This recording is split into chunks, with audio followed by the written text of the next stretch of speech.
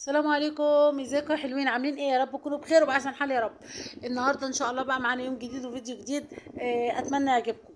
بصوا بقى يا عيال، انا بجيب مش عارفه ايه من الدولاب، مش فاكره والله بجيب ايه من الدولاب. قمت منزله كل الهدوم كده على الارض. الهدوم دي هدومي انا على فكره، كل دي هدوم خروجي والشنط بتاعتي. المهم يا جماعه، أنا عايزه اقول لكم ان انا من الناس اللي بكره الدولاب كره العمى. ما بحبش الدولاب، بس شر لابد منه بقى، لازم اروقه. المهم انا كان عندي شماعات كتير قوي. كان اي حد بيطلب مني اي شماعه يا جماعه، والله العظيم كنت بديله بالثلاثه. اي حد من جيراني: هبه ما عندكش الشماعه؟ ايه، ثلاثه اربعه اللي يجي في ايدي يعني. لحد دلوقتي ما عندي شماعات، وبيتعلق الهدوم زي ما انتم شايفينها كده.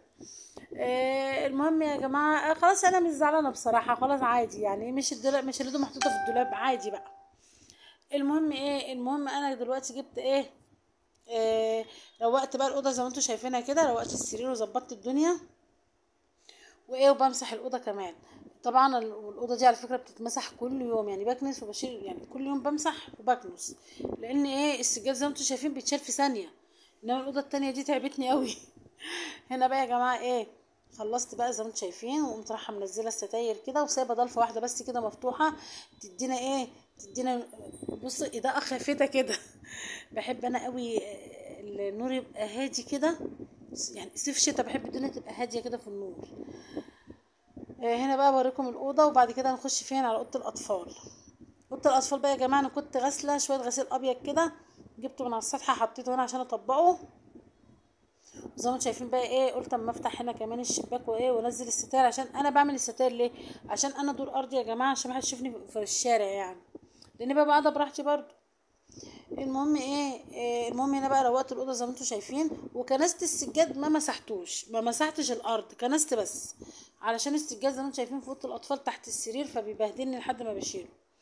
هنا بقى كان عندي شويه شوربه فراخ كده، وانا بموت في حاجه اسمها شوربه الفراخ. مع بالملوخيه. يعني انا بحب الملوخيه قوي تعمل بشوربه الفراخ. فبعت جبت رابطه كده زي ما انتم شايفين. بعت بقى جبت زي ما انتم شايفين كده ايه، ربطة الملوخية دي. الربطة دي ب10 جنيه، من امتى ب10 جنيه مش عارفة. انا كنت جايباهم الاتنين. المهم جبتها وجبت معاها ايه، نعناع. فبيت النعناع في التلاجة. وتاني يوم، بس تاني يوم لقيت النعناع نشف خالص، مش عارفة ليه، مع اني بيتها في التلاجة. المهم غسلت بقى ايه، ده انا كنت جايبه نعناع عشان اكل عشان اشرب. ليمون بالنعناع، عشان تعرفين انا بموت في العصير ده.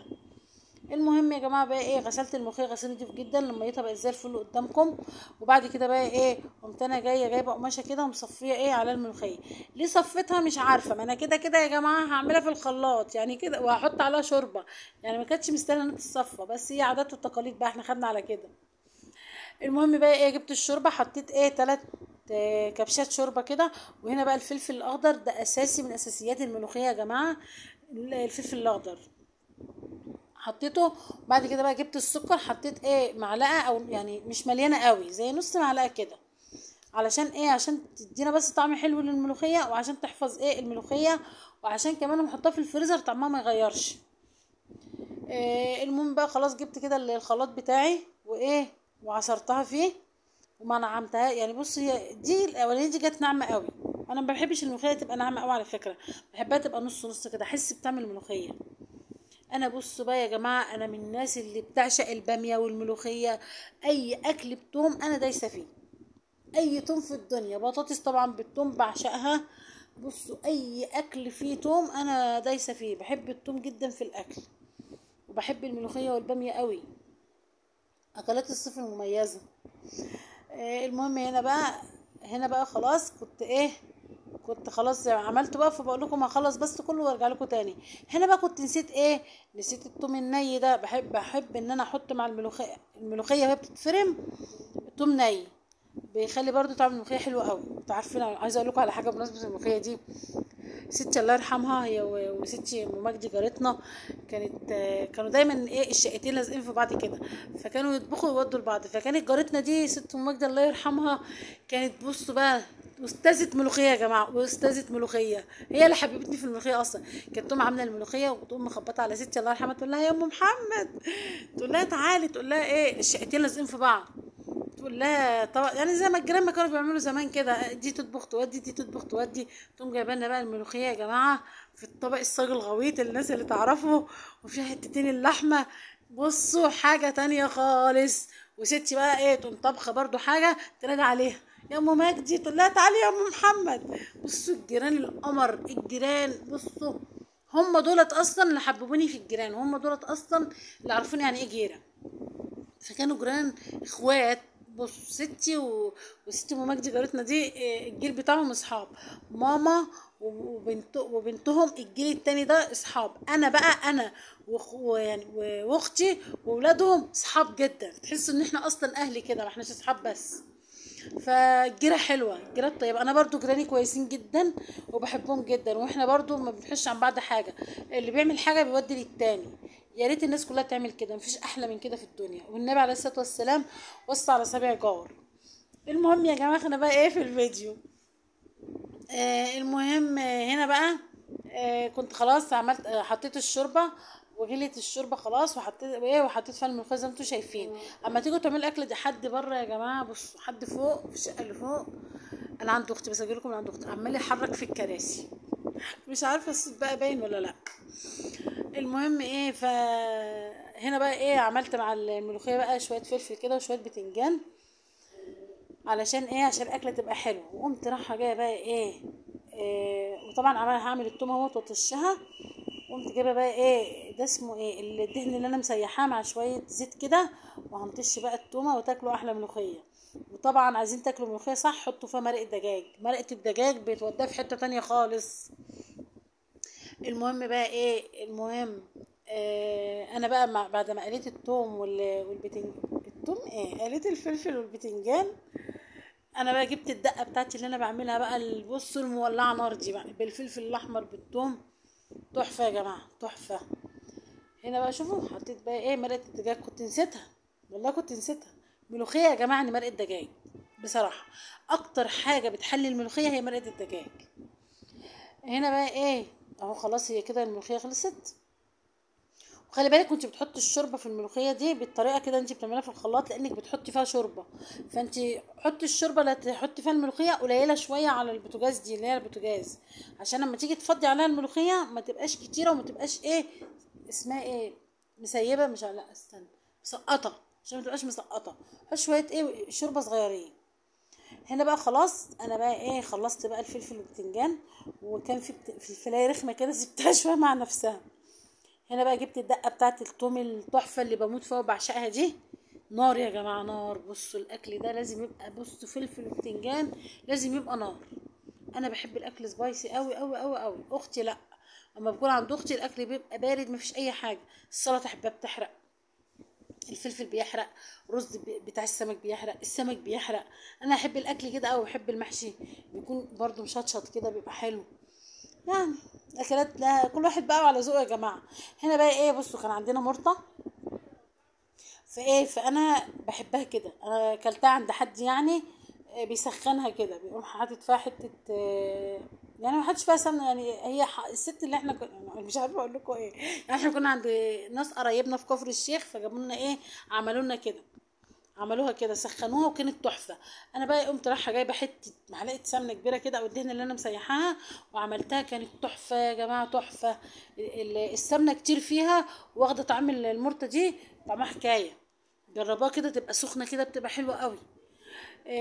المهم بقى خلصنا كده، وقمت انا جايه ايه قلت بقى معين ايه شويه الملوخيه الباقيين دول في الفريزر.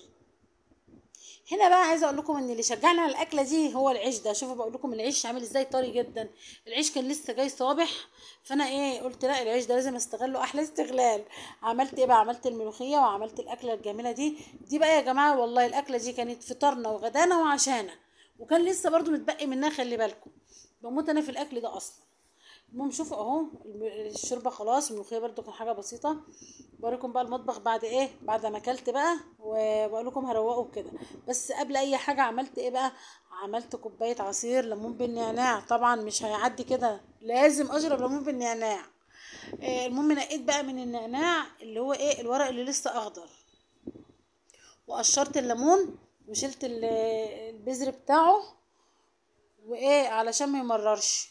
في ناس بتعمله بالقشر بس ما بحبوش بالقشر، بيمرر في ثانيه، اول ما بتعصروه بالقشر بيقوم ممرر. هنا بقى طبعا صفيته جيت احطه على الشفشق الازاز لقيته هيوقع، قمت قايله لا اصفيه في شفشق تاني عشان ما يقعش اهو. يعني منظر حلو كده. خلاص كده بقى ايه، خلاص صفيته وهصبه بقى كده. بصوا احلى احلى احلى عصير، كان متلج ومسكر جميل وفي الحر بقى. شوفوا انا ما شاء الله شربت الكاس كله ما سبتش منه نقطه. هنا بقى خلاص روقت المطبخ زي ما انتم شايفين، غسلت مواعيني غسلت بوتاجازي. قمت جايه بقى ايه، قلت اما اغسل ايه حته السجاده الصغننه دي بتاعت ايه بتاعت المطبخ. طبعا انتوا عارفين انا كان نفسي اغسلها قوي قوي وما كنت عامله البساريه، بس كان عندي بقى يوم الفرح فمعرفتش ايه اعملها. فقلت بقى مره تانية. جه كمان فيديو برضو معرفتش اغسلها.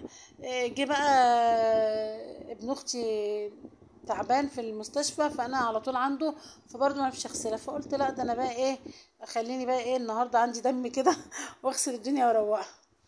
غسلتها زي ما انتم شايفين كده وظبطتها، وهمسح بقى المطبخ زي ما انتم شايفين. هكب بقى ايه، بصوا كبيت اوكسي كتير جدا ورغاوي كتير جدا، والبلاط هو شكله كده. انا بوريكم ليه عشان ما تفكروش ان انا معفنه، لا والله العظيم. البلاط القديم ده يا جماعه شكله كده مهما تغسلوا فيه برضو شكله معفن كده مش بينضف. بنت خالي جايه وانا بغسله بتقول لي برضو يا هبه هدى نفسك في المطبخ. اه والله العظيم.